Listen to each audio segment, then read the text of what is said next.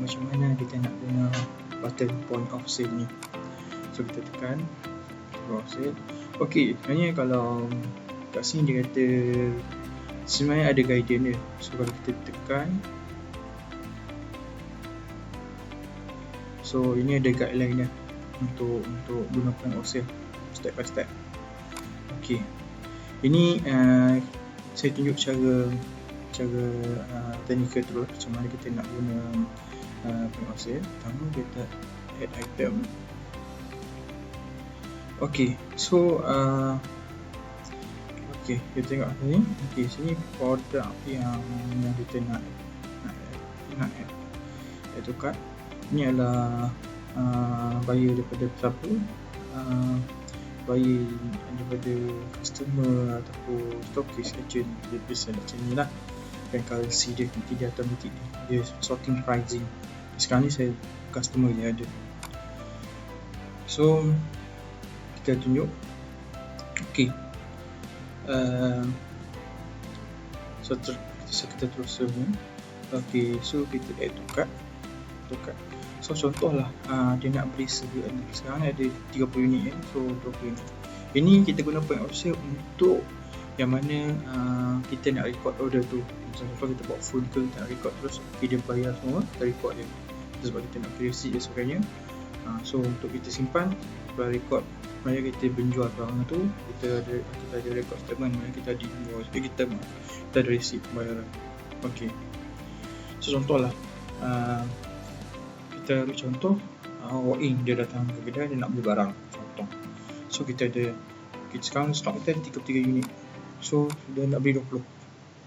Ok, kita add to cart. Ok, dia ada. So ataupun kita go through ke page terus. Go to page terus. Okay, pergi page terus. Ok, kat sini lah dia ada produk yang saya pilih tadi. Ini sebagai contoh. Kalau ada macam ni produk sebenarnya dia letak violin dan sebagainya pulang. Jadi saya klik 20. So kan see dia ada ringgit Malaysia dan ringgit Malaysia Semenanjung, ringgit Malaysia Sabah sebab dia ada berbeza. So it's very good. Ok, so kalau ada kupon ni kalau keluar bila kita pernah buat kupon ke dan sebagainya, boleh tengokkan video-video sebelum ni macam mana nak klik kupon. Dah ada video sebelum ni. Ok, dekat dalam sini kalau ada customer, just select kalau tak, ataupun you boleh kita punya customer member, dia kan ada dia punya ID user lah. Dia ada ID start dulu. So customer lama dia akan ada ID. So maksud bila contoh customer yang sama nak beli, tanya dia nama dia. Mesti ada nama dia. Kalau tak nak beli, contoh ni user, pilih add. Sini contoh lah. Ini saya tunjuk kepada penjual yang beli. Contoh you sebagai HQ, you boleh guna. Contoh Stockists datang ke situ, dia walk in contoh lah. Ataupun Stockists malas nak sistem, order sistem, dia malas, dia suruh masukkan, dia salah member ID ke tak ada salah, dia keluar nanti. Setelah member ID dia keluar, dia pilih terus tanpa dia perlu masukkan new buyer. Ok, solusinya ini boleh drop down. Ok, so saya contoh, saya ambil user baru lah, beli contoh nombor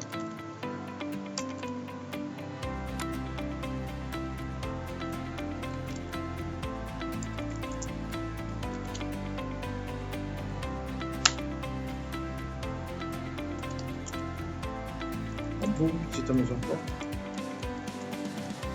Ini contoh. Kalau ada dia tunjukkan.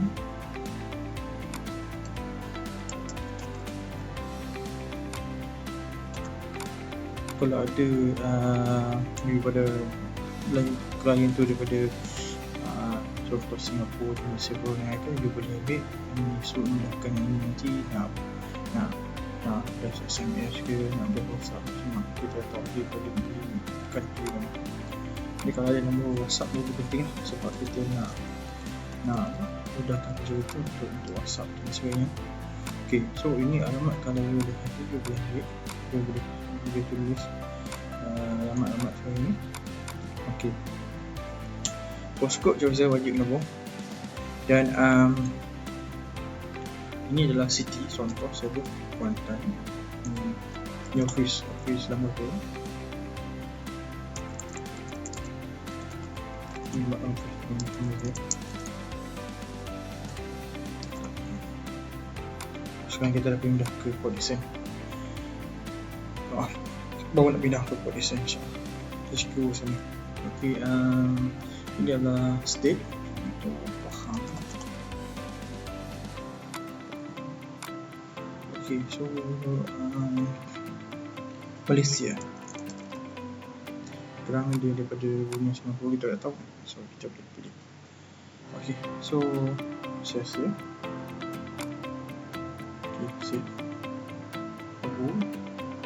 So data saya lagi. Okay, ini kalau ada dah kerja dia control ni. Kalau kita ada sistem yang kita pernah buat faham. Sistem kupon kita pernah buat di keluar. So kan ada. So kat sini tak ada. So boleh tengok macam mana nak buat create kupon tu, tengok pas video lah. Okay, so dah ada. So kita check up lah. Okay, so kita check up. Okay. Okay, so usage permission kita dah ada masukkan contoh.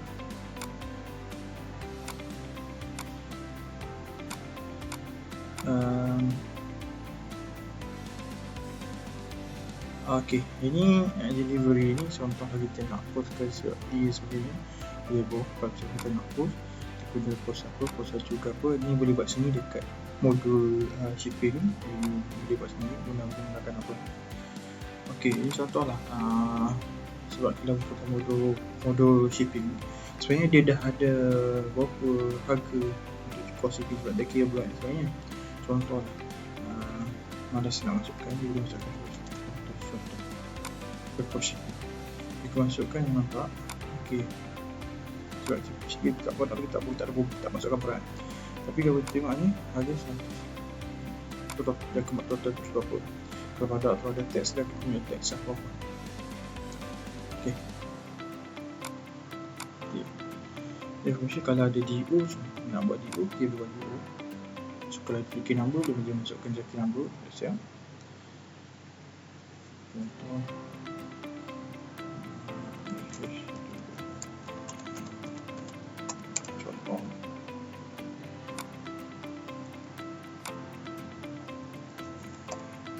Okay.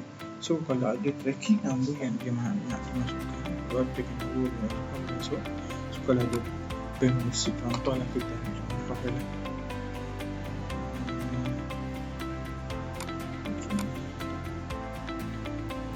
So ini contoh dia receipt pembayaran lah. Dia bayar sebab apa semua price yang sudah dimasukkan pada report. Dia senang kita nak ingatkan sistem untuk sistem. Okay, dia bayar okay, dia receipt apa. So senang nak review accountant, nak review senang. Okay, sini adalah diskaun. Kalau ada diskaun, berapa diskaun ni tak ada. So 100 okay. Tapi kalau nak buat apa-apa, contoh okay, kita pun nak buat apa sebenarnya untuk record. Okay, so kita push okay. Okay, saya dah confirm. So ini semua video.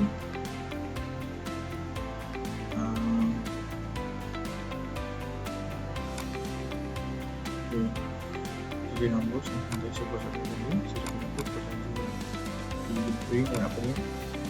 Ini payment method.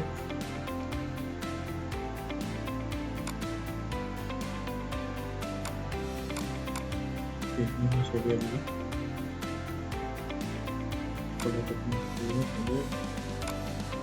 Kalau ada macam automatic yang dimasukkan lagi, jadi tak masalah.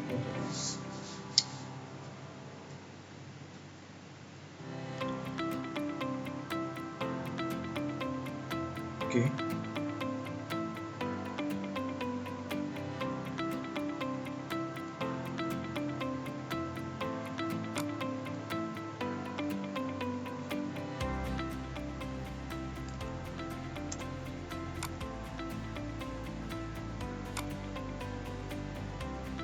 Okay, so kita record sebenarnya kita dah bayar.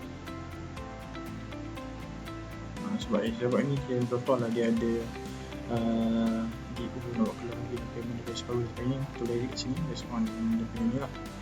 Okay, so saya project. Okay, ni yang saya buat tadi, so ada complete ni. So ni dia punya receipt. Kita tunggu. So